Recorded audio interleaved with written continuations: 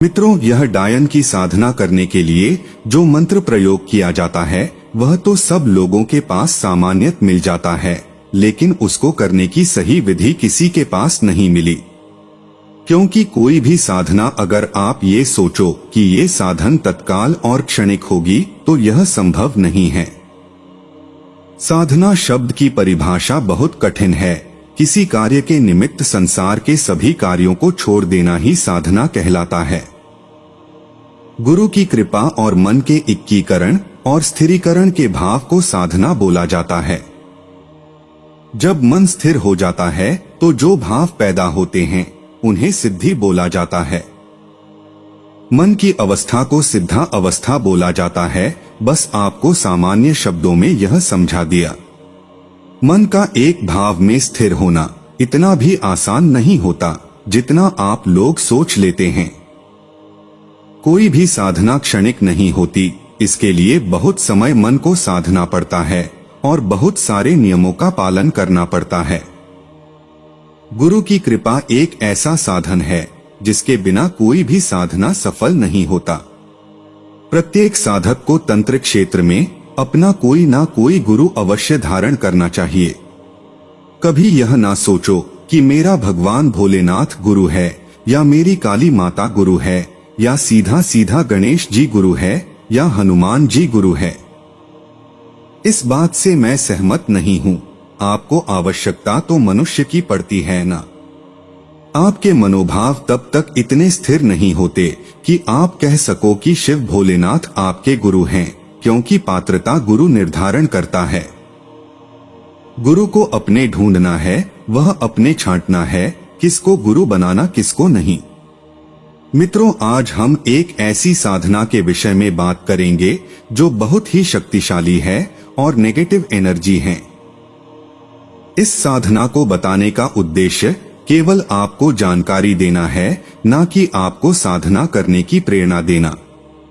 क्योंकि इस प्रकार की साधना करने से व्यक्ति की दुर्गति तो निश्चित ही है, साथ ही साथ उस व्यक्ति को मोक्ष की प्राप्ति नहीं होती। इसलिए आप सभी से अनुरोध है कि आप सब इस साधना को बिल्कुल भी न करें, केवल जानकारी के उद्देश्य से इस वीडियो को देखें। आज हम जानेंगे कि डायन की सिद्धि कैसे की जाती है और इसकी सिद्ध करने में किन किन बाधाओं का सामना करना पड़ता है। लेकिन इससे पहले हम जानेंगे कि डायन होती कौन है और यह क्या है तथा इसकी शक्ति क्या है। मित्रों, डायन भारतीय लोक कथाओं में एक खतरनाक और अदृश्य शक्ति मानी जाती है, जिसे तंत्र विद्या और जादू में दक्ष माना जाता है। ये अक्सर पाताल लोक में निवास करती हैं और मानवों की जीवन ऊर्जा चूसने का कार्य करती हैं। डायन का रूप बदलने की क्षमता होती है और यह खूबसूरत दिख सकती हैं, लेकिन उनकी पहचान मुख्यतः उनके लंबे बालों या चोटी से होती है। उनकी शक्तियों का स्रोत उनकी तपस्या और काली मां की भक्ति में निहित होता है, जिससे उन्हें अद्वितीय शक्तियां प्राप्त होती हैं। गांव समाज में लोग किसी क्रूर और डायन की सिद्धि की हुई व्यक्ति को डायन कहते हैं।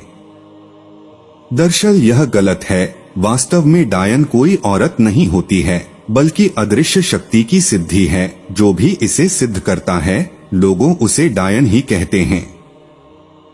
एक डायन के अंदर 1000 चुड़ैलों की शक्ति होती है और एक चुड़ैल के साथ लाखों करोड़ों भूत प्रेत चलते हैं। तो आप इससे ही अंदाजा लगा सकते हैं कि डायन कितनी खतरनाक होती होगी और उसके पास कितनी सारी शक्तियां होती है। मित्रों, इस साधना को कर लेने के बाद जो शक्ताचारी हैं, देवी उपासक हैं, जो उनके लिए साधना बहुत ही उत्तम है। लेकिन कमजोर हृदय वाले साधकों को यह साधना करने की अनुमति गुरु द्वारा नहीं दिया जाता है। इस साधना में गुप्त मंत्र का जाप किया जाता है। मंत्र वही होते हैं जिसका प्रयोग सभी करते हैं, लेकिन विधि बदल जाती है तो परिणाम भी अपने आप बदल जाते हैं। आपने पहले भी डायन सिद्धि के बारे में सुना होगा, लेकिन मैं आपको बताता हूँ कि डायन की साधना सही तरीके से कैसे होती है। यह पूर्णतया शामशानिक साधना है और इसको करने के 2 विधान हैं। एक विधान है 21 दिन का है, दूसरा विधान है 41 दिन का है। दोनों ही प्रयोग शामशानिक हैं और दोनों ही भयंकर शक्ति से युक्त है। यह साधना करने से साधक जल्दी से बीमार नहीं पड़ता। ऐसी शक्ति का संचार साधक के शरीर में होने लग जाता है। साधक को होने वाली घटनाओं का पहले से ज्ञान हो जाता है। उस साधक का बुरा करने के लिए कोई भी अगर सोचता भी है तो डायन पहले ही उस आदमी को बीमार कर देती है और अपने साधक की रक्षा करती है। साधक को कभी भी धन की कमी नहीं आने देती। इस साधना को करने के लिए पूर्णतया ब्रह्मचर्य का भाव जो है वह आपके मन में स्थिर हो जाना चाहिए, तभी आप इस साधना को कर सकते हो। गुरु आज्ञा लेकर के उत्तम मुहूर्त में यह साधना शुरू करनी चाहिए। ऐसे श्मशान का पहले चुनाव कर लेना चाहिए जिसमें प्रतिदिन बैठ करके यह जाप कर सको, और आपको पहले से धैर्य रखना होगा और अपने मन को निडरता पूर्वक स्थिर करना होगा। इसमें भयानक आवाजें आनी, भयानक दृश्य दिखना आम सी बात है। इस साधना में मांस मदिरा का भोग डायन को प्रतिदिन दिया जाता है। ऐसा भी माना जाता है कि इस साधना की मदद से आप अपन तीसरा नेत्र खोल सकते हो। इस साधना से वाक सिद्धि प्राप्त होती है। साधक जो कहता है वह बात पूरी हो जाती है। इस साधना में काले रंग के कंबल का आसन लगाकर बैठकर जाप किया जाता है। यह साधना साधक को निर्वस्त्र होकर के करनी होती है। बकरे से चर्बी से प्राप्त तेल जो होता है, मुंह वाला दिया मिट्टी से बना हुआ, वह लगाना पड़ता है। अपने पास कोई नौकरी लाया धारदार हथियार रखना जरूरी होता है। साधना करने से पहले घेरा लगाना परम आवश्यक होता है, क्योंकि बिना घेरा के यह साधना साधक की जान भी ले सकती है। बकरे की मांस चर्बी और गुग्गुल इसकी धुनी देनी होती है तथा पीली सरसों का इसमें प्रयोग होता है। रुद्राक्ष की माला से जाप होता है। माला साधारण ही होती है, क्योंकि इस साधना के मंत्र इतनी जागृत हैं कि आपको संस्कारित माला लेने की कोई आवश्यकता नहीं पड़ेगी। इसमें जाप 11 माला प्रतिदिन होता है और जाप श्मशान में होता है। इसमें 3 मंत्रों से साधना की जाती है। एक मंत्र जो सामान्यतः मिल जाता है। इसमें दक्षिण दिशा की ओर मुंह करके बैठना होता है। सबसे पहले रक्षा मंत्र से एक खुला घेरा लगाना होता है। सारा सामान उसे घेरे के अंदर रख लेना है। थोड़े कोयले जला करके धूनी देनी होती है।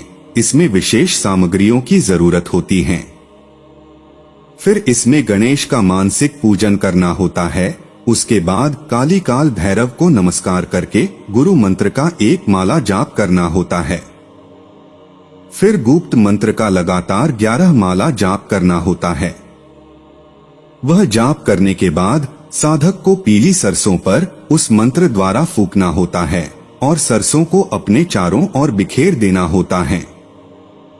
इतना करने के बाद फिर दोबारा जाप में लग जाता है।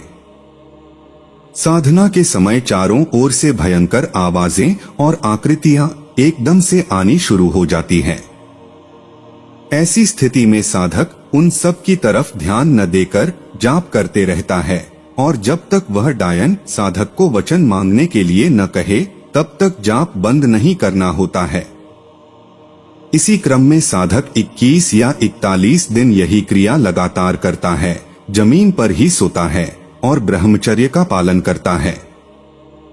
इसमें 1 पौवा शराब का बोतल और 7 पीस बकरे के मांस के टुकड़े और हर टुकड़े पर कपूर की छोटी सी टिकिया रख करके उसे जलाया जाता है और डायन का आवाहन किया जाता है।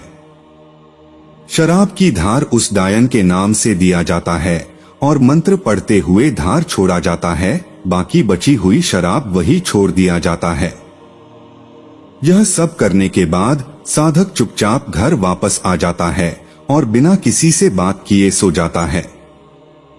जब यह पूजन शुरू करता है तो रात्रि में सबसे पहले तो माथे पर कुमकुम का तिलक जरूर लगाया जाता है।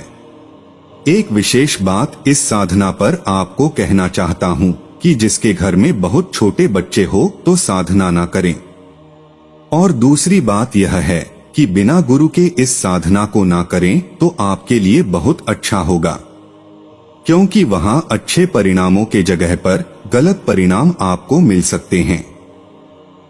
इसमें गुरु का धारण करना इसलिए जरूरी है कि जो नकारात्मक ऊर्जा आपकी साधना के दौरान पैदा होकर के आपके साधना को रोकने की रुकावट डालने की कोशिश करेगी, उस ऊर्जा को कंट्रोल करने के लिए एक आदमी पीछे से भी चाहिए।